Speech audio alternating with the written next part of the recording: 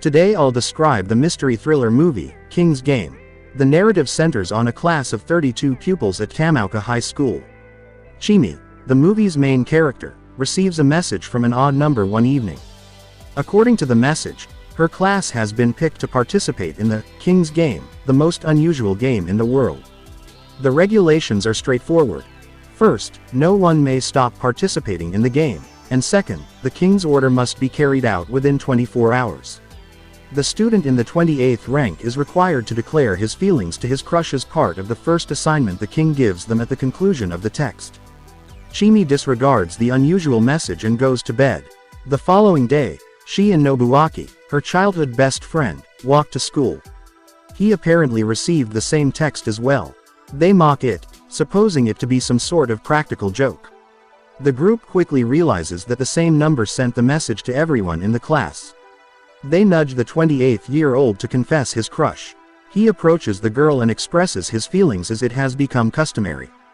Despite the girl rejecting him, the lesson makes the class laugh a lot. All of their phones start to ring at once. The king sends them a text message letting them know the mission is over. Later that evening, the king emails them instructions for the second task, which stipulates that numbers 4 and 19 must have a kiss. Some students in the classroom believe the practical joke has gone too far, but number 19 has no trouble kissing number 4. She approaches him and gives him a quick kiss for the amusement of the class. All of a sudden, everyone starts cheering, leaving the guy confused. Some of the females don't appreciate that their classmates are participating in the practical jokes, but they can't do much about it until they find out who is responsible. The third task is sent to them through text message later that evening. This time, the man in rank 18 is instructed to touch the breasts of number 3. Because she doesn't want to be the center of attention in the classroom, student number 3 is horrified to read the message. The boys are anticipating something unusual when they wake up the next morning. They become disappointed when they learn that number 3 skipped school, though. All students receive a text message later that evening informing them that their existence will be forgotten because numbers 3 and 18 disobeyed King's instruction. Their images from the class photo immediately vanish. They get another text a few seconds later. The following challenge requires that numbers 20 and 17 engage in sexual activity. This is made more difficult by the fact that Masaki in position 17 has a difficult boyfriend named Yahiro who won't even let her talk to other guys. The pupils who didn't do their assignment yesterday are absent, but the class doesn't think much of it until the following day. Additionally, their seats are gone, and no one's cell phones have their phone numbers anymore. They inform the teacher of the absent kids as soon as she steps into the classroom. They are completely shocked when the teacher informs them that no one with those names has ever taken their class. The pupils ultimately understand that King truly intended to erase their existence. When they examine the school's record book after the lesson, they are unable to locate the names of the absent children. They call the parents of the students as a last resort and learn that they are absolutely unaware of their children's existence. The kids in the class are the only ones who are aware that numbers 3 and 18 formerly existed. Masaki, the one who has been assigned to sleep with number 20, is the most anxious of them all. 20 is threatened by her boyfriend Yahiro to never see his girlfriend again. Although Masaki has already decided that the game is genuine, he still doesn't want to accept it. Chimi spends that night at the home of her best friend Nobuaki because her father is not in the area. Together, they eat dinner with Nobuaki's parents and younger sister. Chimi and Nobuaki are in his room after dinner when they receive a text letting them know that the last task has been finished, indicating that the two pupils must have shared a bed. Everyone will have to adhere to Yahiro's instructions for the duration of their next expedition. Yahiro is particularly upset with task number 20 because he had a relationship with his girlfriend, which caused difficulty. He slaps Masaki for cheating on him the following day, and when student number 20 doesn't show up for class, he becomes even more incensed. He immediately gives the order to kill person number 20. Number 20 passes away in the middle of the road from heart failure since his orders must be carried out somewhere else. People walking by pause to see how he's doing but then abruptly dismiss him and continue on with their day. A short while afterwards, his dead body and all of his possessions vanish. The students in the classroom are in a state of shock when his desk suddenly disappears. They speculate about the potential causes but come up empty-handed. Though they recognize that no one would accept the ridiculous claim, several students want to report the incident to the police. After school, Chimi, Nobuaki, and his friend Naoya are summoned to the library by a girl by the name of Ria. Ria appears to be the person who knows the most about King than anyone else for some reason. She asserts that the king will bring their class bad luck. She refuses to respond to their question about how she knows this and leaves. The sixth assignment is given that evening, and it requires pupils numbers 22 and 6 to compete in a popularity contest. Each student must cast a vote for one of them, and the student with the fewest votes will receive punishment. The inability to cast a ballot will also result in punishment. 22 and 6 are anxious for the upcoming class day. Taking a stance, Nobuaki requests that half of the students vote for 22 and the other half for 6. By doing so, they can rig the results of the vote and save both of them without breaking the law. Everyone follows instructions, but when it comes time to count the votes, it appears that someone did not follow the rules. 22 receives one more vote and is retained. 6 panic out in the meantime, believing that she is about to vanish. She jumps off the window in a fit of fear and perishes. This indicates the king was unable to make her pay for her defeat. Her lifeless body vanishes a little while later. Another text message is sent to the pupils warning them that because number 6 died on her own, number 26 will also perish until she admits her wrongdoing. The class understands that because she didn't like her, number 26 voted for the man to kill number 6. While everyone is aware of the truth, 26 refuses to repent and flees. She also vanishes as a result of this. Everyone holds Nobuaki responsible for his idiotic plan, which resulted in 2 fatalities rather than 1. Later on that day, Ria calls Chimi to the library and displays to her a number of news stories that detail comparable situations.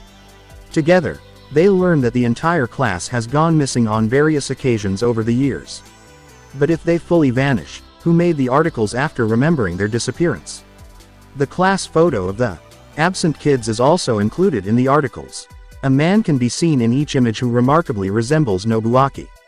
Ria is led to assume that he may be connected to the disappearances by this. Since Chimi has known Nobuaki since she was a young child, she doesn't believe her. Ria's only theory is that King may have duped Chimi into believing she is acquainted with Nobuaki. Later on that day, they receive the king's next assignment. The kids are required to place all of their pens within a single box this time. Then, they must remove the pens one by one in order of their numbers. 3 or fewer pens can only be used by one person at once. The one who has to take the final pen will lose and then vanish. The group follows instructions, and one man ends up with the final 3 pens. Nobuaki will perish if he takes 1, and Naoya will perish if he takes 2. The man initially mocks Nobuaki for killing number 6, whom he had loved for a very long period. In the end, he sacrifices himself by taking all 3 pens, feeling bad for not being able to save number 6 yesterday. On their way home that day, Chimi and the gang come across 2 girls who are conversing and laughing like nothing is wrong. When questioned, they respond that they have an excellent plan to deter King from bothering them ever again. Later on that day, when her father wasn't home, Chimi and Nobuaki went to Chimi's residence. Nobuaki observes the photos on the wall but finds it odd that they are all faceless. The fact that Chimi's father has either been chatting to her from his room since the beginning of the film or has left town is also intriguing. A text message from King informs Chimi and Nobuaki that someone has been disqualified for breaking the rules as they are conversing. Soon, a number of these messages begin to appear on their screen. The girls' great plan to stop the king was revealed when Naoya called them and informed them of it. They failed to take into account the fact that any player who leaves the game will be eliminated. Nevertheless, only 8 of the pupils are still alive after the error causes the majority of them to disappear. The class president's next assignment is to text the word, "die," to 2 people of her choosing. The recipients of the text will be murdered.